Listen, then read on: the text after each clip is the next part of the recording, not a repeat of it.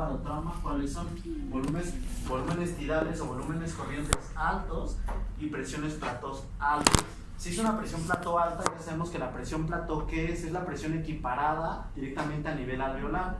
Si existe una presión a nivel alveolar muy alta, ¿qué va a condicionar que este alveolo se rompa? Y si se rompe, es un barotrauma. Baro es presión y volu es volumen. Entonces, ¿qué pasa si yo tengo un volumen alterado o un volumen mayor del que el paciente requiere? Voy a condicionar un volutrauma en ese paciente o un barotrauma por el aumento de presión secundario precisamente a ese volumen tan excesivo que yo le estoy metiendo a mi paciente. Si estoy hablando de una teletrauma, ¿qué va a pasar? Precisamente lo contrario, va a haber un volumen tidal insuficiente o muy bajo para el requerimiento del paciente y puede haber que en algún momento el paciente no tenga PIP o yo no le haya puesto el suficiente PIP adecuado para ese paciente. Acuérdense que el PIP no es que exista un PIP fisiológico porque no existe, pero sabemos que se tiene que programar más o menos de 3 a 6, más o menos 3 a 7 tal vez. Pero el PIP va a depender de cada paciente y este se va a sacar de acuerdo a la distensibilidad que tenga el paciente, tanto estática como hemodinámica, con la intención de llevarlo a las mejores condiciones que tenga mi paciente, ¿sale? Entonces, si yo no tengo un adecuado PIP para ese paciente, o aparte yo le estoy metiendo un volumen inadecuado en ese paciente, voy a condicionar una teletrauma. ¿Por qué? Porque va a pasar lo que en esta imagen, nada más que no voy a tener yo aquí una obstrucción. Lo que yo voy a tener va a ser que con mi volumen es insuficiente, no voy a tener suficiente volumen para condicionar que mi alveolo esté totalmente distendido. Entonces va a haber unos alveolos que van a estar totalmente colapsados y va a haber otros que van a estar bien distendidos. ¿Y esto de qué va a depender? De las áreas de West, que de cierta manera se van a equipar en un paciente que está acostado, que acuérdense que se van a dividir en tres. Entonces, como este va a estar acostado, no es que yo lo vea de esta manera, sino yo lo voy a ver al revés, ¿no? O sea, el pulmón va a estar así, ¿no? Entonces toda esta parte va a estar llena de agua, esta va a estar más o menos bien ventilada y bien perfundida, y esta va a estar muy bien ventilada, pero ligeramente más perfundida, ¿sale? Entonces, si esto yo lo pongo en estos pacientes en los cuales yo el volumen es insuficiente y el PIB es insuficiente, pues estos alveolos que tal vez estén allí también van a estar colapsados.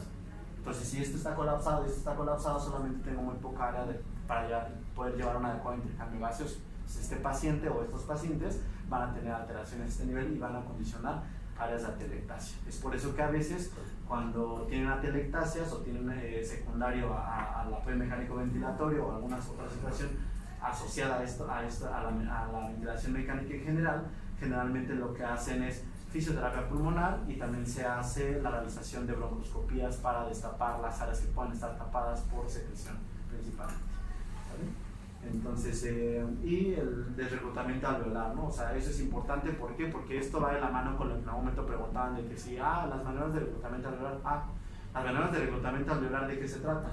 De aumentar de cierta manera la presión, no la presión plató, bueno, también aumenta la presión plató en ese momento, pero la presión directamente que hay a nivel de la vía aérea y también de aumentar el PIB. Entonces, ¿qué pasa con eso? Yo voy a aumentar, en este caso yo voy a distender los alveolos que teóricamente están colapsados. Pero, ¿qué va a suceder cuando yo regrese de nueva cuenta a mis parámetros normales? Que era el por qué no sirven realmente las maniobras de reclutamiento. Porque sirven en ese momento, en el momento en el que mi alveolo está totalmente distendido, tiene una buena capacidad, en este caso de aire, está totalmente bien ventilado y aparte está bien perfundido, ¿no? Y eso bien perfundido a medias, porque ya sabemos que con un PIB arriba de 10 voy a tener alteraciones hemodinámicas y en un PIB arriba de 15 voy a tener alteraciones a nivel de las resistencias desde el punto de vista pulmonar. Entonces, si yo le aumento los PIBs arriba de 20, como regularmente lo manejan las maniobras de reclutamiento alveolar, yo voy a tener este tipo de alteraciones. Entonces sí voy a condicionar que solamente en ese momento mi paciente mejore, pero que tal vez cuando yo ya regrese a mis parámetros normales, mis parámetros basales, ya no voy a tener exactamente ese mismo efecto, porque ¿qué va a pasar? Mi PIB ya no va a ser el mismo y mi volumen y mi presión tampoco. Entonces mi alveolo no va a colapsar totalmente, pero tal vez sí va a quedar como un globo mal, o sea que ya estuvo inflado mucho tiempo, pues va a quedar todo así como, pues sí, así como todo flácido, ¿no? y no va a llevar a cabo una adecuada perfusión desde el punto de vista de la oxigenación. Entonces el paciente va a regresar de nueva cuenta a estar hipóxico, y entonces tal vez yo no me percaté en mi turno, pero en el turno de la noche o el turno de la mañana, de acuerdo a qué turno nos encontremos, le toman una placa y resulta que el paciente desarrolló un neumotórax. ¿Por qué? Por barotrauma. ¿Por qué? Porque yo le subí la presión y le subí el PIB en ese momento, y esta fue la causa, ¿no? Fue altos volúmenes, aparte altas presiones, y aparte también fue un PIB alto, ¿no? Que en este caso, como les comento, es como lo contrario.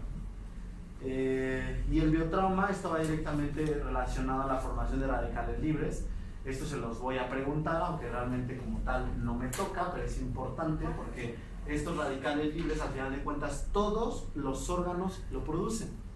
La sepsis, cuando ustedes hablan de sepsis y hablan de, si les dijeron ya las nuevas definiciones de sepsis, ya saben que no existe lo de la respuesta inflamatoria sistémica, pero al final de cuentas sí existe una respuesta inflamatoria sistémica. O sea, el hecho de que se haya quitado como una definición no significa que no se lleve a cabo.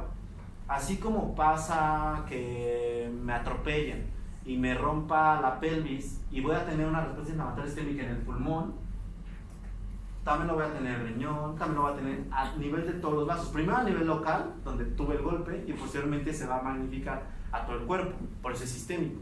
Entonces, a nivel alveolar, las principales citocinas de producción que son proinflamatorias son la interleucina 6, la 8, la 1 beta y el factor de necrosis tumoral alfa. Esto es importante, ¿por qué? Porque estos factores, de cierta manera, van a también ser dependientes del oxígeno, porque la mayoría de estos y la formación de radicales libres también dependientes de oxígeno. Entonces, que ahí entra cuál es otro factor de protección pulmonar, el FiO2. Si yo le pongo un FiO2 más de 60% a mi paciente, es seguro que tal vez entonces mi paciente, aparte que ya tiene una respuesta inflamatoria sistémica por la enfermedad que tenga el paciente, va a generar que estos se sigan produciendo más. Entonces la respuesta inflamatoria se va a perpetuar por lo menos en el pulmón.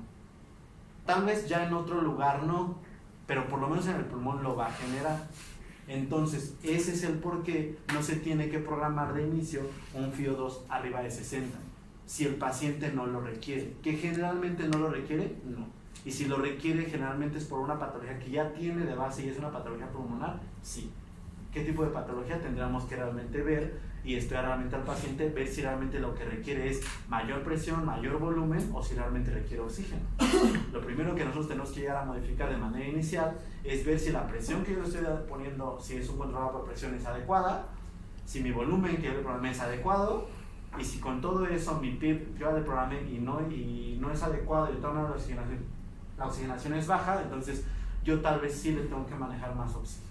¿Sale? ¿Y eso cómo lo vamos a ver? Con una gasometría, vamos a ver cuánto tiene el PaO2, cuánto tiene el PCO2, cuánto tiene el cortocircuito, o sea, cuánto tiene todo esto. Y entonces sí voy a entender tal vez de que tal vez sí mi paciente requiera oxígeno, y de que no porque yo le ponga más de 60% voy a seguir produciendo radicales libres. Sin embargo, si mi paciente no lo requiere, yo voy a dañar a mi paciente por esta situación, ¿saben? Entonces, bueno, otro tipo de agresiones ahí lo ponen, como sepsis, transfusiones sanguíneas. No sé si en algún momento les hablan de transfusiones en su programa. ¿En el mapa? Bueno, nada más como dato cultural. Las transfusiones sanguíneas, todas las transfusiones sanguíneas son deleterias en un paciente. Todas. Ninguna transfusión sanguínea es inocua y todas van a generar cierta respuesta inflamatoria en el paciente a pesar de que sean del tipo sanguíneo.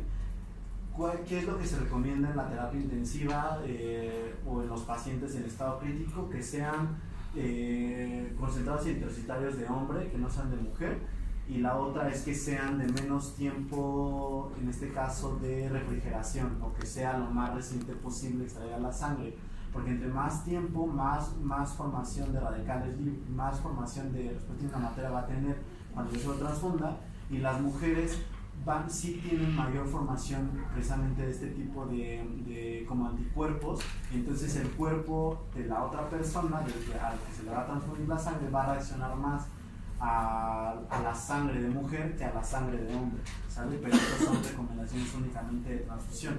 Y hablando también de esto, existe algo que se llama TRALI y TACO. TRALI es la lesión pulmonar secundaria a transfusión sanguínea, y TACO es la sobrecarga hídrica o la sobrecarga cardíaca que va a tener por también una transfusión, en este caso masiva. Generalmente, ¿por qué les comento esto? Porque generalmente los pacientes en la terapia intensiva van a ser pacientes, si son postquirúrgicos, van a ser pacientes en los cuales se restituye totalmente el volumen sanguíneo circulatorio. Entonces, si nosotros tenemos aproximadamente de 5 a 6 litros de sangre, y ustedes el próximo semestre que vean trauma van a dar cuenta que una pelvis les puede llegar a sangrar hasta 5,000 litros, entonces si lo meten al quirófano y cuando lo saquen con ustedes, seguramente la sangre que tiene ahí es sangre transfundida, ya no es sangre de él. Entonces ese tipo de reacción que va a tener su cuerpo a ese daño también que tienen por la transfusión son alteraciones secundarias que ustedes van a ver en un paciente desde el punto de vista hematológico, y van a ser cosas que ustedes van a ver porque les va a tocar de que si lo van a aspirar por la cánula orotraqueal, les va a empezar a sangrar. Si tiene cualquier cosa, o sea, puede sangrar hasta por los ojos, sangrar tubo digestivo. Ay, doctor, le voy a parar la dieta porque tiene sangrar tubo digestivo. O sea, está recomendado, no está recomendado, o sea, varias cosas, ¿no? Pero todo esto va de la mano con otro tipo de agresiones que se pueden llegar a generar a nivel pulmonar por otro tipo de situaciones. En este caso, el nombre de TRALI. ¿Es TRALI? Igual TRALI, TACO. Porque luego hay algunos médicos en que ni ellos lo saben. Médicos. Pero ustedes me lo van a buscar. ¿Tienen dónde está? ¿Se pone junto o No, se pone. O sea, son dos entidades diferentes. Esta es lesión pulmonar y esta es lesión por sobrecarga. Entonces, la lesión pulmonar por transfusión es TRALI, y la lesión miocárdica, o decirlo así, por sobrecarga es TACO. Entonces, este esquema, bueno, aquí lo que trato de poner principalmente es las situaciones con las cuales se generan las diferentes complicaciones por el uso de la ventilación mecánica.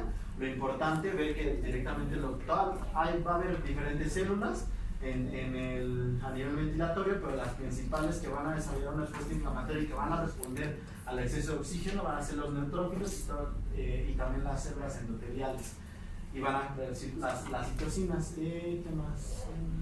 Nada más. Este es otro esquema, ¿no?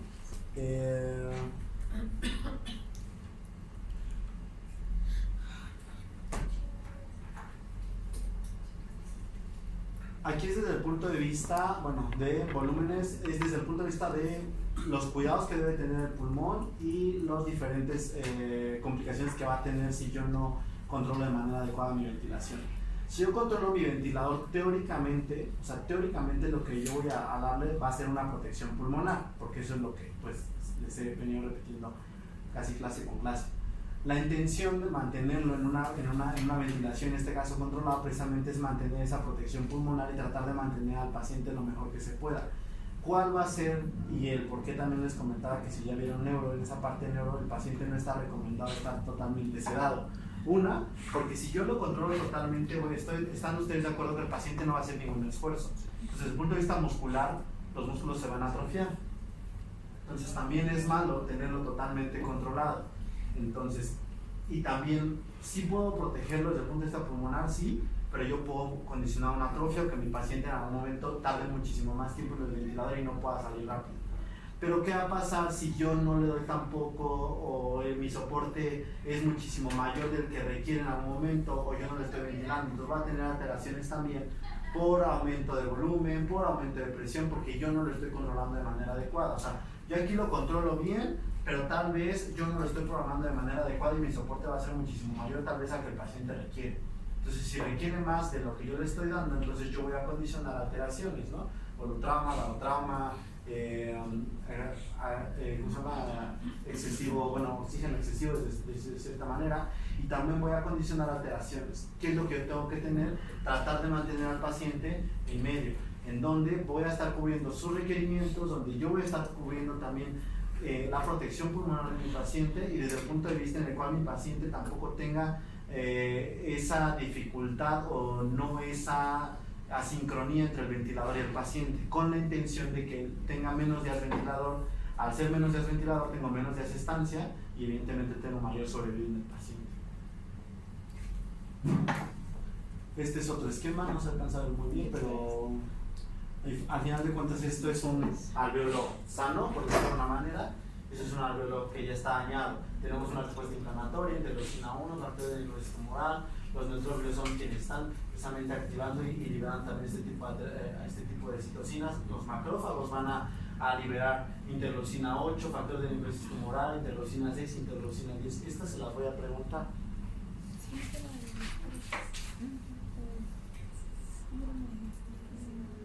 Y ahora, esta es la última diapositiva. Como mecanismos de lesión, vamos a tener diferentes mecanismos de lesión y cada uno de los mecanismos de lesión van a tener ciertas características. Vamos a tener lesiones estructurales, alteraciones del surfactante y activación de inflamación local y sistémica. Y esto va a ser secundario también a lo que yo le esté proporcionando a mi paciente, ¿no? Desde el punto de vista de la lesión estructural, existe una sobredistensión pulmonar y el choque cíclico de las paredes alveolares ocasiona la formación de membranas hialinas, enfisema en el intersticio y pseudoquistes alveolares. Esto va a condicionar precisamente una lesión estructural. ¿Por qué? Porque esto puede llevar de cierta manera, si existe una membrana hialina de manera inicial o la formación de membranas hialinas, ¿qué va a pasar después? Que el paciente va a tener fibrosis pulmonar. Entonces esto se va a dar secundario precisamente a que yo le estoy poniendo un volumen inadecuado o un volumen sea mayor o menor, o estoy llevando a cabo una presión inadecuada y yo estoy jugando precisamente con el ventilador. Es por eso que es importante que ustedes sepan que el hecho que un médico vaya y le modifique 3 parámetros al ventilador no es porque sea un buen médico, es porque realmente no se está dando cuenta y no sabe esto desde el punto de vista de la fisiopatología. ¿Por qué? Porque todos los parámetros en el ventilador, dependiendo del modo ventilatorio que se encuentre en el paciente, todos tienen un porqué y todos se tienen que modificar uno por uno, no todos al mismo tiempo. Si yo hago una modificación, que era lo que yo les comentaba el de ayer, si tenemos un paciente en CPAP, presión soporte,